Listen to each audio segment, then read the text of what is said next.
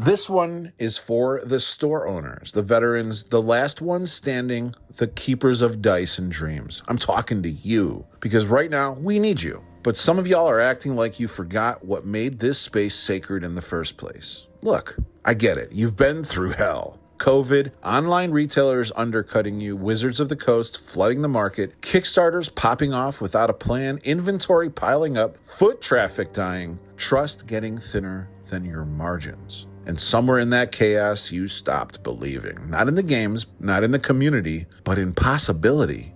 I walk into stores now and I see it.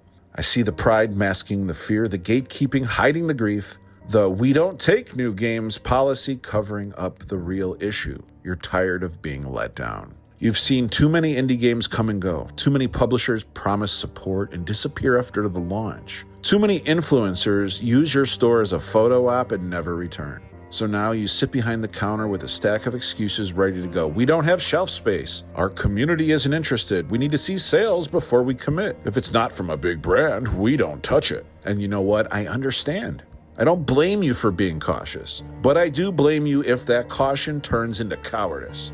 Because here's the reality. This industry is dying. Not because people stopped loving games, but because too many of the people who built this space have started acting like survivors instead of leaders. And that ain't who you are. You didn't open your store because it was easy. You opened it because you believed in stories, in community, in Friday nights that felt like magic, in teaching some awkward kid how to tap their first land card, in watching strangers become friends over cardboard and dice. That's the soul of this industry, and it's still alive. But only if you stop acting like a museum curator and start acting like a damn mage again. So let's talk about MageTCG. We're not coming to you asking for shelf space. We're not begging for validation. We're not pretending we're gonna save your store with one launch. We're offering you something way bigger.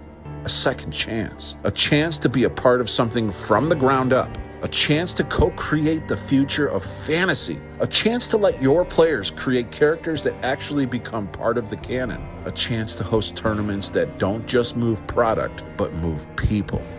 We're here to bring back that spark, to make it feel like 1997 again, like Pokemon and Magic just dropped and no one knows what the hell is going on, but they're excited as hell to find out. But it only works if you do one thing: believe again. Believe that new stories matter. Believe that your store still has power. Believe that the role you play in the ecosystem is more than logistics and point of sale.